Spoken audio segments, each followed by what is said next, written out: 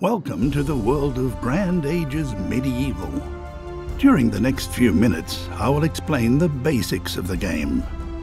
And before you know it, you'll be on your way to gaining dominance over the medieval world.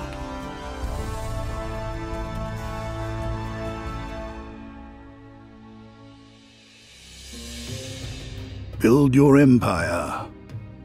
At the beginning of the game, you have the option of choosing between campaign, multiplayer mode, and an open game.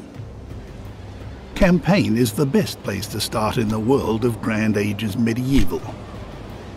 It not only tells an exciting story set in medieval Constantinople, using lovingly created video scenes, it also provides a step-by-step guide to the way things work in the game in a clear and concise manner.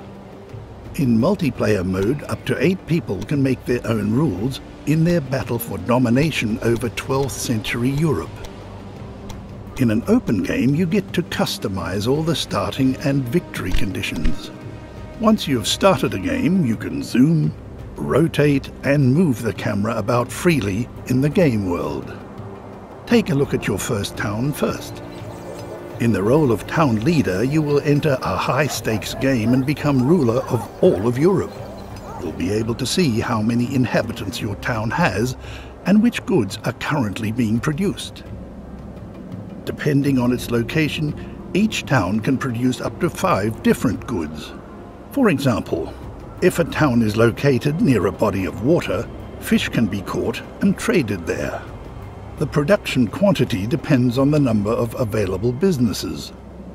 In total, there are 20 different commodities in the world of Grand Ages Medieval, and every town will require all of these as time goes by.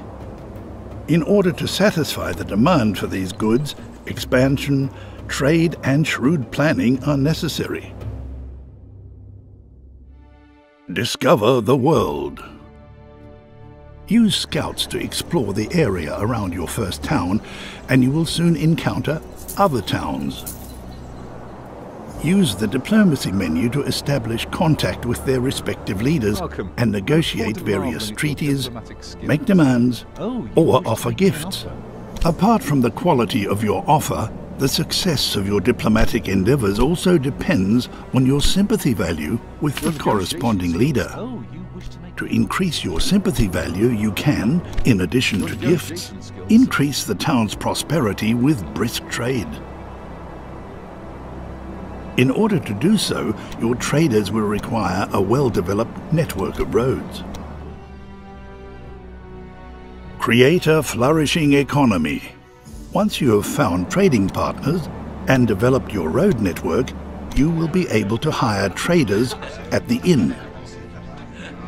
Fill their carts with commodities which you yourself have produced at low cost and send them to foreign towns to satisfy the demand for these goods there, and of course to earn a little gold as well. With this gold, you'll be able to expand and upgrade your town and production businesses, which will attract new inhabitants from the surrounding areas and create growth. But beware, as the town grows, so too will the needs of your people, which must also be satisfied. Expand your borders.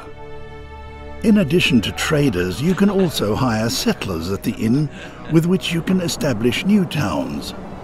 To do so, send a group of settlers to a region of vacant land.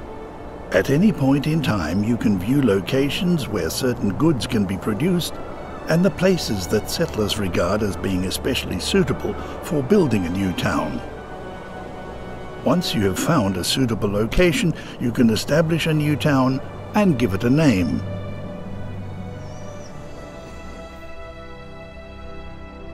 Recruit a terrifying army. The larger your empire grows, the more important it will become to defend it with courage and cold steel. At the barracks, you can hire various military units for this purpose and build a powerful army that will make the ground tremble and terrify your enemies. To protect your empire, you can also erect watchtowers along your borders. If your expansion efforts are restricted by enemy borders, you can declare war upon your competitors and take over opposing towns, not only economically, but also by military force.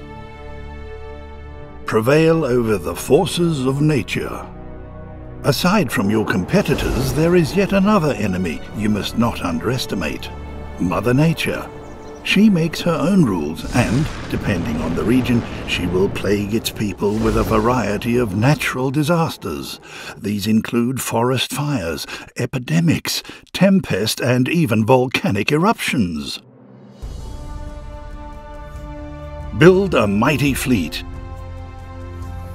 If you wish to rule over the entire known world of the era, you will surely need to rule the seas as well. Using shipyards, you can build an impressive armada, which will protect your trade routes and transportation vessels from attacks, even on the high seas. And, as an old saying goes, if you fail to go with the times, then it's time for you to go. To prevent this from happening, you may earn development points for successfully expanding your empire.